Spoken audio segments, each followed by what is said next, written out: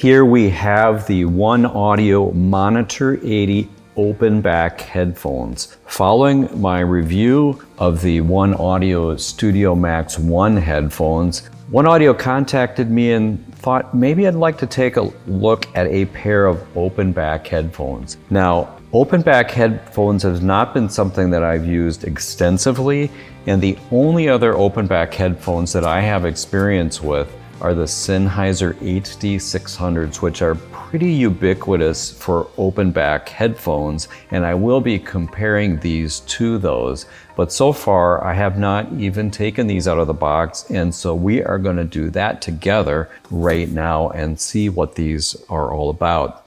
I did want to mention that the OneOdio Studio Max 1 headphones have become one of my favorites. I use them, I travel with them. They're very, very comfortable and they sound great. Super flexible with low latency wireless monitoring. You can find the video for those down in the description. I will compare the sound quality to those as well. So this is a very nice kind of premium looking box, and there's a little information on the back, but there is a slip sleeve which I'll remove here, and then this opens like a little hat box, and it looks like there's a case here. So these come with a nice protective case and some additional information here. That other one there is the cautions and warnings that none of us ever read, and then here is a bit of instructions. Oh, it does have the port sharing capability that we've seen on some other OneOdio headphones. You can chain together a couple of these. I am under the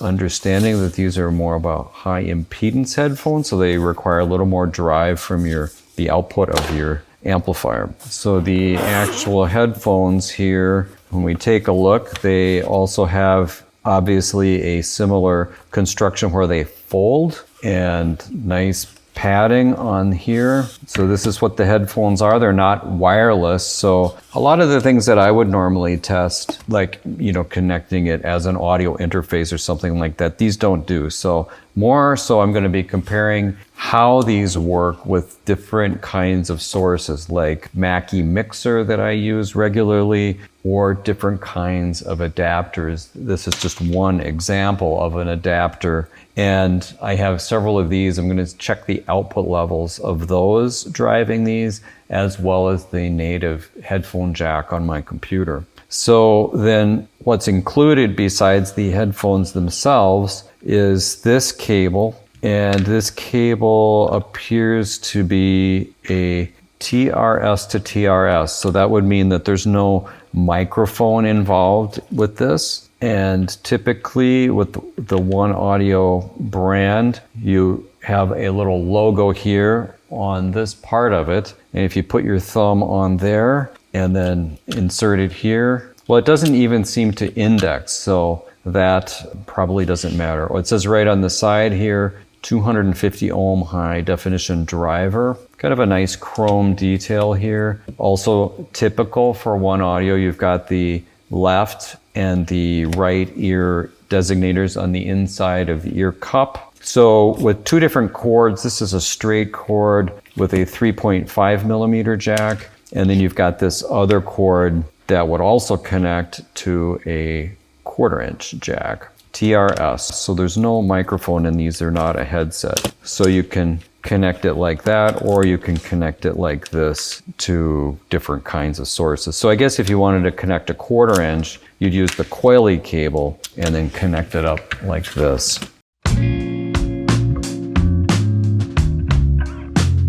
Let's take a little closer look at the construction. It looks like we've got much of this is kind of a plastic construction. These are really soft. If I compare it to the Studio Max headphones, you'll see that these are a bit larger. They're wireless, so they have a battery. They have more, I guess, internal components, and they're also closed back. They have similar branding, a similar kind of hinge where they turn and fold. Very nice. The headband here is very padded on both. While on these, which are a little more expensive, they have this deviated stitching detail in red across the top. These are the wireless ones, closed back. These have more of the detail on the ear cups themselves. So they're a little fancier with chrome detail and then a simpler construction or sewing on the headband part. But they're significantly lighter weight. I will quickly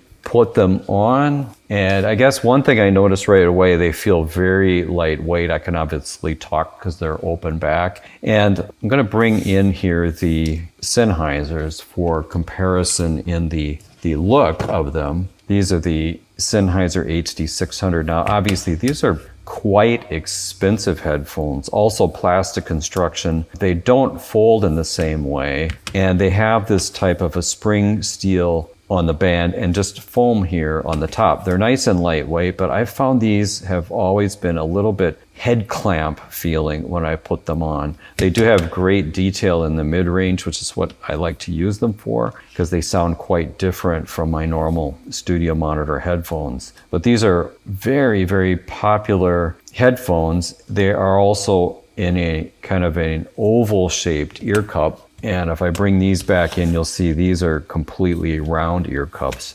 But this is more pillowy, and I would say right off the bat, they're very comfortable. That's been my experience with the OneOdio brand. I have 3 pairs of these now that they are very, very comfortable. Not necessarily flat like the Audio-Technica headphones I use for reference for mixing, but very comfortable and very pleasant to listen to. And I will get going on some sound tests coming up, and then we'll be back and talk more about them after I have some experience using them.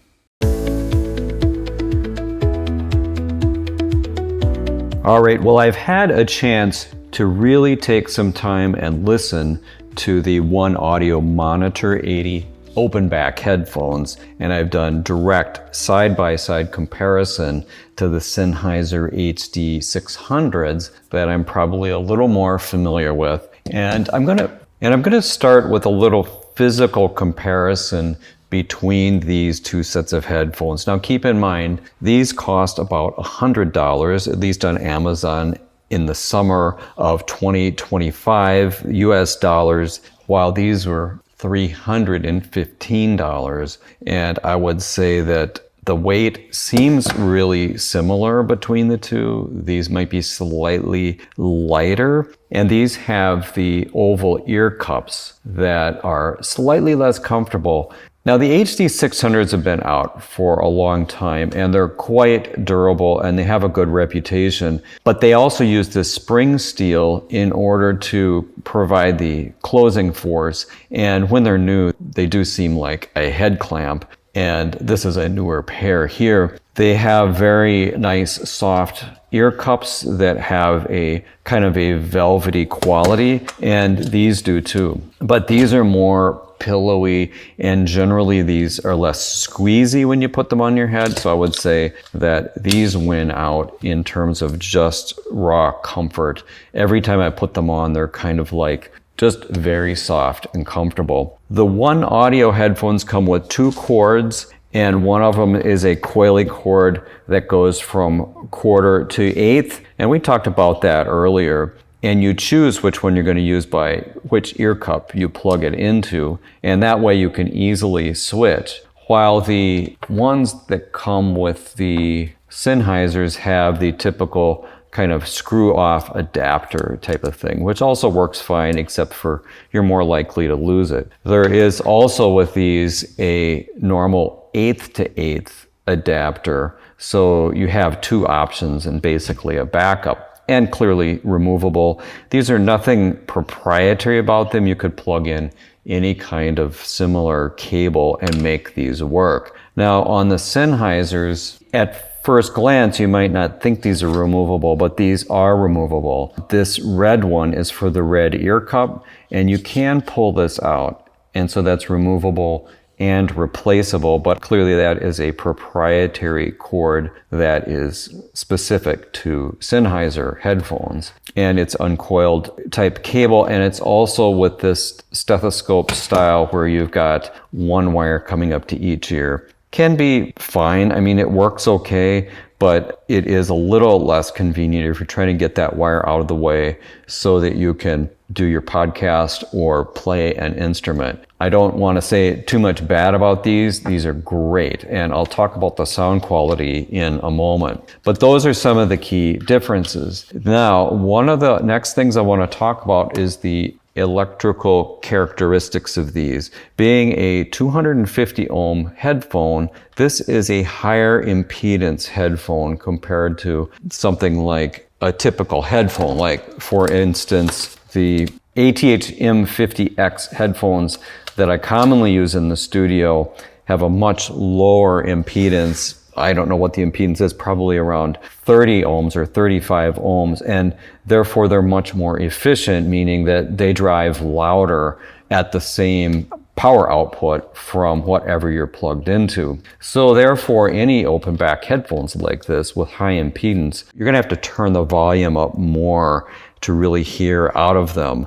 And as a result, you'll also find in the manual for this that there are several references to using an amplifier with the unit. And so you'll see that from right here on page 5, we recommend use an amplifier to ensure high fidelity sound. It says that more than once in here. And that is typical for open back headphones. Now you will get okay volume out of an ordinary headphone jack, and I did try that. For example, if you're connecting to a phone and you're using an iPhone that doesn't have a headphone jack and you use the Apple USB-C to headphone jack, it will give you an adequate experience, but you'll need to turn it up quite a bit to hear it. And you might not get quite the support on the bass just by having that lack of power. I thought it sounded pretty good. I did the same experiment using the StarTech, and I recently did the Mackie Mobile Mix, and I talked about these as well. This StarTech has better sonics in the sense of higher sample rates and bit depth, but it has almost the same output volume as this when you're using an open back headphone. So these are probably okay, and you will be able to hear. I don't listen to things particularly loud. I'm very sensitive to high volume, so I typically monitor quite softly compared to many people. But that is one thing I wanted to point out. Now, the sources that worked really well, one, on this channel, we do a lot of Mackie mixers. Mackie mixers have really great power output on the headphone jacks. They worked perfectly fine with these because there's AKG studio headphones, the 250s, that many people use, at least they used to use them, and they're not as common now, require similar kind of high power output in studio situations. And so driving these from a professional studio mixer worked just fine. And that would be the same thing for the Sennheisers. Now, if you wanted another option, if you have a modern MacBook Pro, they are designed to drive these kinds of headphones. They will actually detect the impedance and then drive appropriately to provide sufficient volume. And they definitely worked really well. These get good and loud off of a 2024 MacBook Pro. And that is just something to be aware of. You don't necessarily need a separate amplifier if you have a computer like that. Other computers I'm not that familiar with, but most other devices, iOS or iPads, would need or could benefit from having an external amplifier. And an option for that I have been using for a little while is this device, which is called a Go Link from a company called iFi. And the reason that this kind of makes sense with these budget headphones is that this is a $59 device, and you can find this brand on Amazon. And this also has very high resolution bit rates. It goes up to 32-bit. It goes all the way up to 380K sample rate, which is not something that I would ever use, but that is an option. And it drove these, and they sounded really good using that as an option. Of course, the Sennheisers work great with this as well. Now, if you're an audiophile, you might have tube amplifiers or other very expensive gear. In that case, you might not want a budget set of headphones like this. But if you want a really nice alternative to paying a lot, this combination here is a really nice combination if you want to get some open back headphones and get that kind of clarity and spaciousness that you get with this style of headphones. So now that we've gone over that, I want to talk a little bit about the sound quality similarities and differences.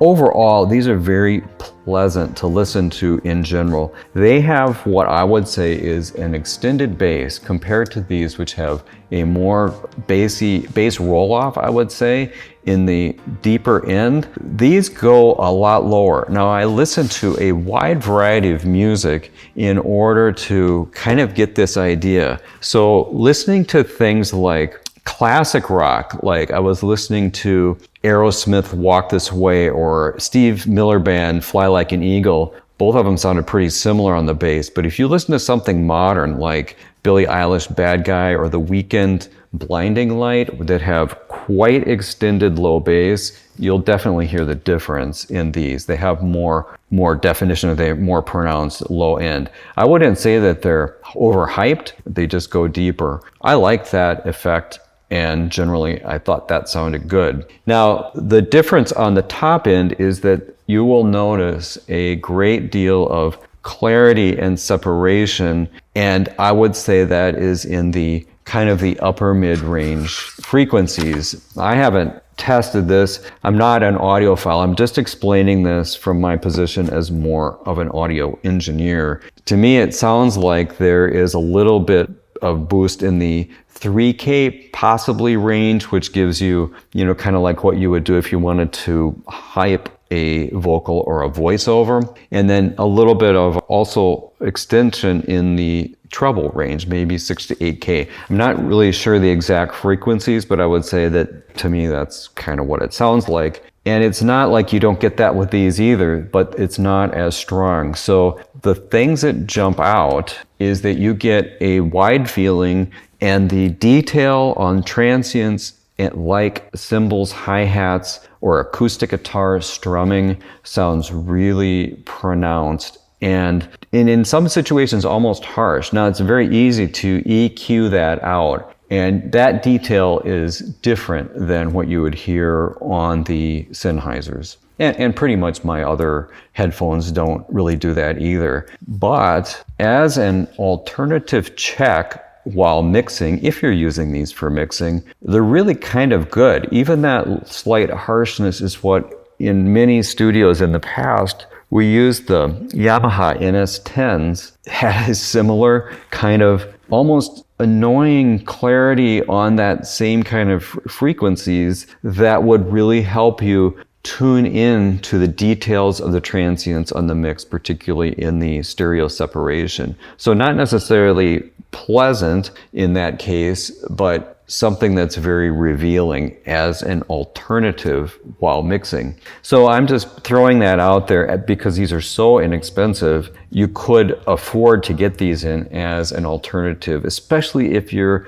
a modern headphone oriented producer. You could benefit from having a pair of open back headphones. So that's kind of my feeling about that. I could easily EQ those frequencies out and make them sound a lot more neutral and more like what I am familiar with. So by comparison, I would say that the overall mid-range is probably more accurate on the classic Sennheisers. And similarly, these are very comfortable, more neutral sounding. They have almost a similar low end to the Audio-Technicas, but these don't have anywhere near that clarity. These are far more flat going into the upper frequencies and probably don't extend as much. These are workhorse headphones, and they're not the same experience. I also have worn these for hours and hours at times, and I'm just surprised how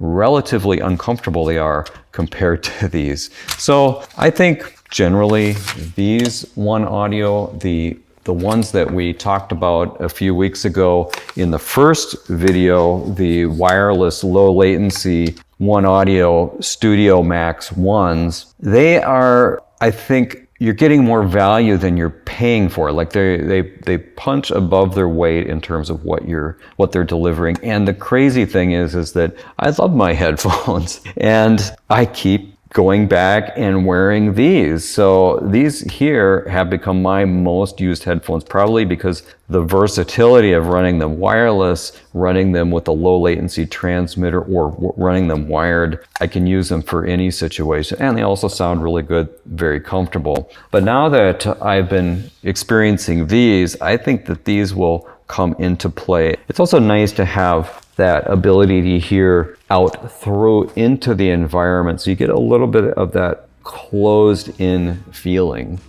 So that's a lot of words to describe headphones, because headphones, unlike most everything else, I can't show you how they sound because, you know, they're headphones. You can't really listen to them on here. But I'm doing my best to explain my experience with them so that you can make a decision on whether something like this is right for you or not. If it is, we'll leave some links in the description. And if you haven't seen the review of the OneOdio Studio Max headphones, I will leave that linked right here. I'll see you again in another video very soon.